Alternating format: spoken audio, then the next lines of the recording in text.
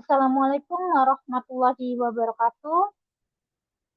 Baiklah anak-anak, bertemu lagi dengan Ibu ya, Farihan Zulnisa, Serta Badan pada mata kuliah Inovasi Pelayanan Kesehatan. Nah, topik yang akan kita bahas pada pagi hari ini adalah inovasi pelayanan kesehatan dalam kebidanan. Sebelum itu Ibu mau bertanya nih, mau remembering dulu nih, kalian apa sih itu inovasi pelayanan kesehatan?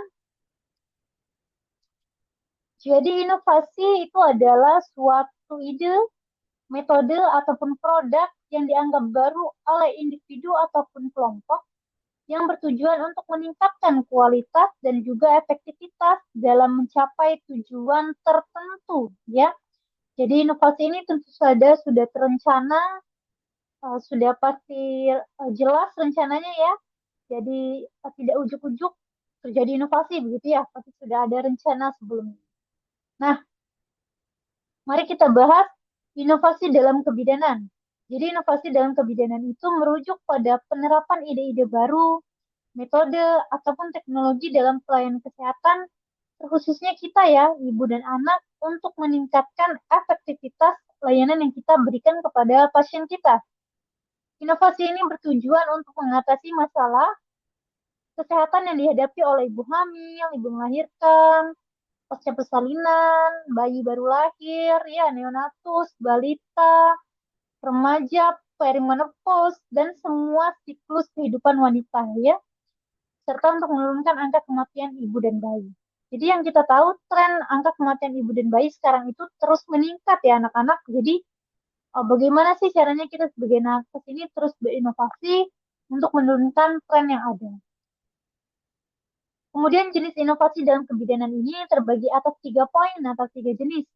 Yang pertama itu adalah inovasi dalam hal proses pelayanan yang kita berikan. Yang kedua itu adalah inovasi produk, dan yang ketiga adalah inovasi program. Oke, kita bahas satu per satu ya. Yang pertama itu adalah inovasi program. Apa sih itu inovasi program? Inovasi program itu adalah perubahan dalam cara pelayanan yang kita berikan kepada pasien kita. Nah, ini seperti program jemput bola untuk pemeriksaan kehamilan di rumah ibu hamil. Jadi yang kita tahu selama ini adalah pasien itu kalau mau berobat harus datang ke klinik kita ya, harus datang ke puskesmas kita ataupun ke rumah sakit tempat kita berpraktik ataupun bertugas. Nah, sekarang ini sudah ada nih namanya inovasi home visit, home care ya. Istilah-istilah itu merujuk pada istilah jemput bola ini. Jadi pasien itu uh, tidak perlu ke vaskes tempat kita berpraktik ya, bertugas. Jadi kita nih yang datang jemput bola ke pasien kita, melakukan pelayanan kebidanan ya, memberikan asuhan. Kemudian yang kedua ini adalah inovasi produk. Jadi pengembangan alat ataupun metode baru untuk mendukung pelayanan kebidanan. Contohnya apa, Bu? Seperti contohnya itu adalah penggunaan aplikasi berbentuk digital ya, aplikasi digital untuk pemantauan kesehatan ibu hamil. Nah, contohnya nih, ada aplikasi Halodoc ya, aplikasi kemudian Halodoc, Halodokter ya, di mana di situ kita bisa berkonsultasi, bidannya bisa memberikan konsultasi dan bisa melakukan monitoring dengan pasiennya tanpa harus bertemu langsung gitu ya. Jadi bisa dari jarak jauh memonitoring. Kemudian yang ketiga itu adalah inovasi program. Apa sih itu inovasi program? Yaitu implementasi program baru yang terintegrasi. Seperti contohnya itu adalah program Puspa Ungu yang melibatkan berbagai sektor dalam pemantauan kesehatan ibu. Jadi di sini program ini nih berintegrasi ya, kita berintegrasi bukan hanya dari kita nakes, bisa juga berkolaborasi dengan mitra kita, misalnya seperti Kader Posyandu, Ibu PKK, kemudian pemerintah setempat ya, bisa dengan RT, RW, lurah, ataupun camat. Kemudian nih, ada contoh jenis inovasi dalam kebidanan. Contoh nyatanya ya, ini contoh konkretnya. Kalau produk itu seperti portable ultrasound ya, fetal monitoring. Nah, USG yang kita tahu di rumah sakit itu masih merupakan USG yang besar gitu ya, yang sulit untuk dipindahkan, kemudian harus menggunakan listrik pas dicolok listrik, kemudian kabelnya panjang. Nah, sekarang itu sudah ada nih teknologi yang namanya portable ultrasound. Jadi dari namanya aja portable, berarti sudah sesuatu yang bisa dibawa kemana-mana. Ya, jadi sudah ada portable ultrasound tanpa menggunakan kabel ya, jadi dia menggunakan baterai.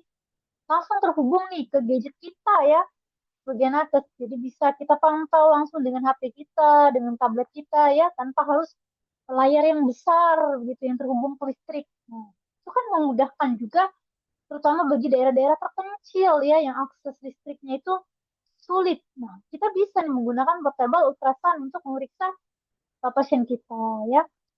Kemudian ada inovasi proses seperti contoh tadi ya telemedicine, ya halodoc, halo dokter dan lain sebagainya. Kemudian ada kangguru mother care. Apa itu Bu kangguru mother care? Nah, kangguru mother care ini adalah metode yang kita berikan kepada bayi-bayi yang lahir dengan berat badan lahir rendah ya, di bawah 2.500 gram. Nah, bayi-bayi ini dilakukan skin to skin dengan ibunya ya, diletakkan di dada ibunya. Jadi dia skin to skin dengan ibunya sehingga bisa meningkatkan bonding, ya, menjaga suhu tubuh dan juga meningkatkan efektivitas direct breastfeeding ya. Kemudian yang terakhir itu adalah inovasi program. Jadi program edukasi ini tidak lagi kita harus mengumpulkan massa yang banyak ya, mengumpulkan ibu-ibu hamil itu dalam suatu kesempatan gitu ya. Nah, sekarang kita bisa melakukan edukasi dengan digital. Bagaimana itu contohnya, Bu? Seperti kita membuat video edukasi di YouTube, ya, ataupun di sosial media kita, di Instagram, di TikTok, dan lain sebagainya, platform-platform itu, kemudian kita share ke grup-grup WhatsApp pasien-pasien kita, ya. Nah, itu juga bisa efektif tuh untuk menerapkan edukasi yang kita berikan. Jadi tidak harus kita mengumpulkan pasien ya dalam jumlah banyak begitu dalam satu tempat, karena mungkin pasien-pasien kita itu dari em, berbagai kalangan ya, mungkin ada yang bekerja ya, mungkin ada yang ibu rumah tangga dan lain sebagainya. Jadi ini cara yang cukup efektif untuk memberikan edukasi tanpa harus bertemu langsung ya tatap muka dengan kita sebagai bidannya. Nih ada contoh nih portable ultrasound ya yang Ibu jelaskan tadi.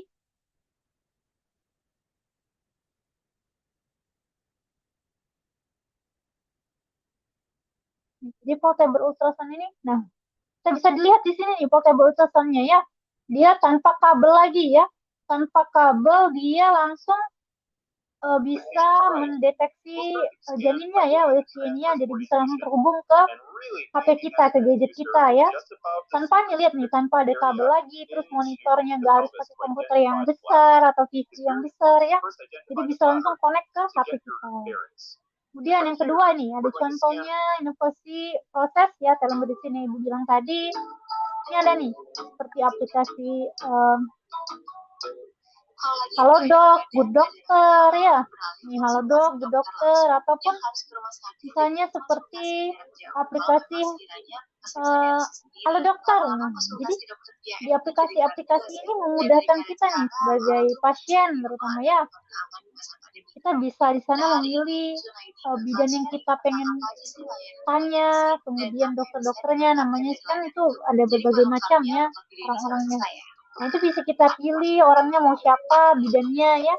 Kemudian kita bisa langsung berkonsultasi nih. Kemudian kita bisa mendapatkan langsung resep dari dokter ataupun bidan tersebut. Tanpa harus kita bertemu langsung nih anak-anak. Nah, sudah dikasih resep, kita langsung bisa transfer, langsung bisa obatnya itu dikirim ke rumah kita. Nah, itu kan canggih sekali ya teknologi zaman sekarang ini. Jadi pasien itu tidak harus lagi apa namanya bertemu kita di tempat kita praktik ya. Jadi cukup dengan HP ya, dengan aplikasi itu sudah semua bisa dijangkau.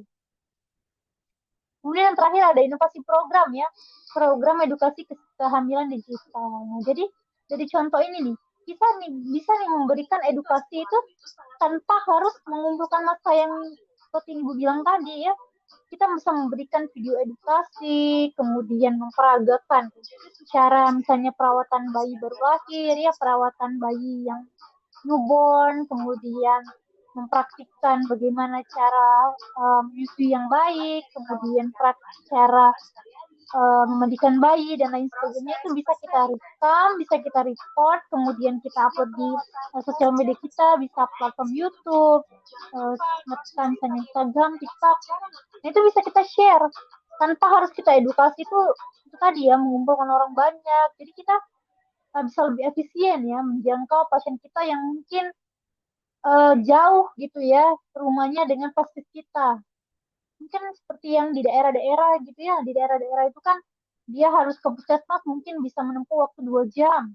Atau mungkin dia harus melewati laut dulu, atau mungkin melewati sungai dulu. Nah, itu kan bagaimana kita harus edukasinya ya, apakah harus kita mengumpulkan mereka terus setiap minggu, setiap hari kan rasanya tidak mungkin ya, sulit sekali. Jadi ini memang salah satu inovasi yang sangat efektif ya untuk bisa kita terapkan ya di zaman sekarang ini ya. Baiklah, mungkin itu anak-anak pembahasan kita pada materi ini ya. Ibu cukupkan sampai di sini materi kita. Jika ada yang ingin ditanyakan ataupun kurang jelas, nanti bisa kirim WA ke Ibu ya secara pribadi. Nanti juga ada penugasan kita ya dari materi ini. Kita akan melakukan penugasan.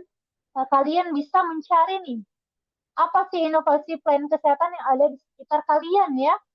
Mungkin bisa di puskesmas di sekitar rumah kalian, di klinik bidan, ataupun di rumah sakit di sekitar kalian. Nanti kalian bisa analisis nih, dari inovasi itu apa sih kelebihannya dan kekurangannya untuk menunjang pelayanan kesehatan yang diberikan oleh kita, contohnya sebagai nakes ya, begitu. Dibuat saja dalam bentuk esai, begitu di Word, kemudian dijadikan bentuk PDF ya, anak-anak. Nah, setelah itu nanti silakan dikumpulkan ke Cipen ya, Cipen mata kuliah. Nanti bisa linknya dijadikan satu di Google Drive, kemudian dikirimkan ke Ibu. Ibu rasa cukup sekian ya materi pada hari ini ya. Terima kasih anak-anak atas perhatiannya. Ibu akhiri, wassalamualaikum warahmatullahi wabarakatuh.